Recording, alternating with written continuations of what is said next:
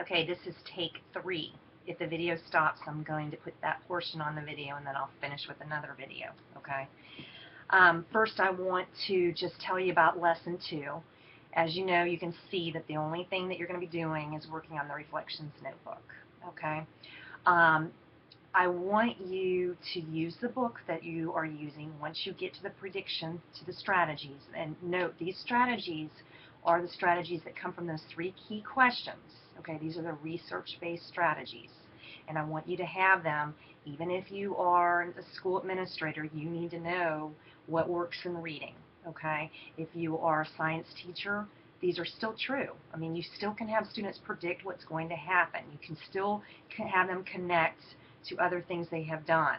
You want to do that. So it's important that like an entire school knows what's research-based and they're using the same terminology, okay? I want you to first know not to overdo the notebook unless you have extra time. And I can see from most of you working full-time and kids and the whole 9 yards that you probably won't have a lot of extra time. So what I'm asking you to do when you get to this section and using your book, I want you to look at the strategy. I used to teach them using picture books. I explained to the students that even Dr. Seuss's Oh, the Places You'll Go is very adult when you look at the themes. In fact, that's the #1 gift for graduation for college. And they accept that when I start to read more. They don't give me a hard time about it being a baby book. But I use those books and I demonstrate and I show how I make predictions. Okay? In the Air Bullies, I can make a prediction that Mr. and Mrs. Pinch are going to throw them out of the neighborhood, and I can use text to support my prediction. And you know, it's nice because these picture books are a microcosm of society. You know, this is about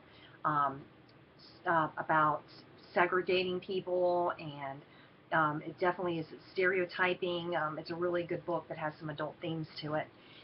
It also talks about war, and so it's a good one. But I would, you know, definitely model, and then I would have the students practice with their choice books, okay?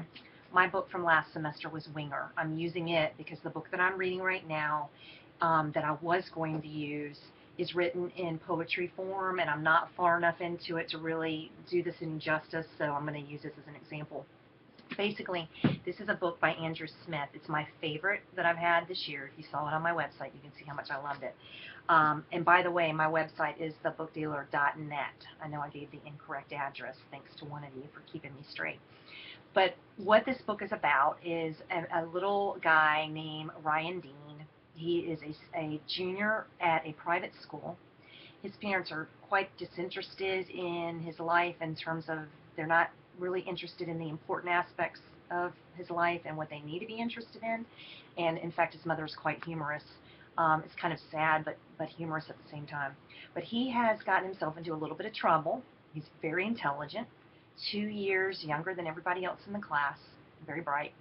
And he ends up in the O Hall, which is Opportunity Hall for the kids that have gotten into trouble. His roommate is on the rugby team with him, and of course he is the bully, okay? And you've got this big guy with this little guy. I mean, you know, you see a lot of visualization. I could draw pictures of that for visualizing. He is in love with his best friend. Her name is Annie. And for my prediction, I'm going to say that there is going to be no unrequited love. They definitely are going to get together by the end of the book.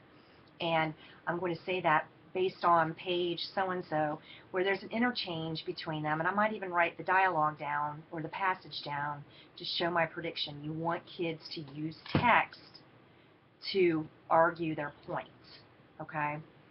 I can connect this to the world because in this book there is a friend named Joey, and Ryan Dean really is his best male friend, and Joey is homosexual. So basically there are a lot of issues around that with the rugby team, and you know, Joey is a great, very great guy, but something happens in there that reminds me of something that's happened in our world recently with a young man, and so I would connect it to that. Now, why I'm having students connect is because reading is a cognitive skill. We have to get them thinking. high schoolers, they'll be sitting there reading and then they start to, wander off about the football game or the party that's going on or the girlfriend that they like. And so we really want to teach them how to lock on to reading. I always would say, you got to lock on. I would have them practice inferencing, which is a very difficult skill. I used to use comic strips, and I would white out the dialogue, and I would have them use the pictures, and then I would read them a picture book called Tough Times, but I would cover up the actual words of the book and let them look at the faces of the individuals and make inferencing skills. And then I would teach them that reading, the pictures are gone now, so you need to focus on creating a picture in your mind. And I would have them draw what they see, or if they're like me and they can't draw to save their lives, at least do bullets of what they see, colors, smells, etc. And so that's what I would have them do for visualization. Connecting this book to another book, John Green is one of my favorites. If you haven't read Fault in Our Stars, it's a beautiful book. And you need a box of tissues, I'm just going to tell you. But my favorite book by John Green is a book called Looking for Alaska. And this is what I've termed a hybrid book, because adults and young adults like these books. But the character in there is also in a private school. The difference is his parents are very interested in his life. He's just looking for the great perhaps, that's what he calls it. And so he goes off to the school in search of what could be. And the characters have similarities. They're both very, very bright, but there are differences. And I would try to think about those two things and write about them. Questioning, I think, is self-explanatory, but the question matrix is not. So let me talk about that. It's this sheet here that I give you. What I do is I break it up into parts. Okay, this first one that says knowledge, these are your lower level questions. These are book questions. I would place this image, make it larger, and put it on green paper, for instance. And I would go to the next square,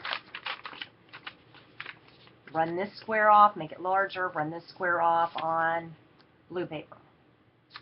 At the bottom, you've got your higher level thinking skills.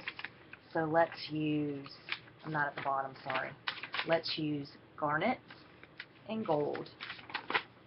Aren't I clever with my Florida State jokes? What I would do is, and I'm thinking about a student in our class right now, Mr. Jansky has right now his kids grouped in by levels, and he's doing a great job. If any of you ever want to talk to him, he's a great resource for you. But Tim, you could group them differently one period and have them write about their choice, what they're reading, and put lower level kids with mid-level kids and higher level kids. Give your lower level kids the easy questions, the green paper, and your higher level kids your gold paper. And you could group them and have them write questions using the question stems about their book. The lower level would be like, what is the name of Ryan Dean's best friend in the book? Well, he has his best guy friend who's Joey, his best girlfriend who's Annie. A little bit higher level would be, what would happen? You're making a prediction. What would happen if he told Annie the truth? And you know what? You got to teach the kids that there are passages in here that will give you the answer to that, or at least give you a fairly good hypothesis or prediction. Okay. Here's an even higher level question: how might Ryan Dean best handle the situation with his arch nemesis? And again, you have them pull text to support that. But you have them go over the questions with each other, and they learn how to write questions from each other and answer questions from each other, especially those higher level kids are teaching the lower level kids. It's a very good way to differentiate instruction. You don't even have to do it with choice books. If you had them reading all the same thing, if you wanted, if you have kids within a group that are stronger or are leaders, you could give them the stab at the higher level questions. This is one of my favorite things that I ever did. I laminated them and used them often, and the students absolutely love doing this. And what they found is, again, when I started talking about the questions that I had for Winger, all of a sudden students were asking me, wait, what book is that? Do you have any more of those? And so it was a great marketing tool. They started dealing books to each other. Okay, so work through those. Don't wait to the last minute. I'm a worry wart. Don't make me worry. and you know, really practice that so that you have a model for the students, and that you have this, you know, this notebook that will have those strategies for you. Okay. Hope you're doing well. You can probably tell I'm a little tired looking, but all is well here. And I hope if you have any questions, let me know. We are going to have, next week, we're going to have kind of the same procedure. This class is different this semester. That's why I didn't get a textbook.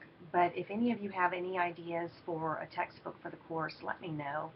I just don't know that I can find one that covers all of the competency too. That's my concern. So you have a lot of handouts, and I worry about that. But hope you're having a great day, and if you have questions, let me know. Bye.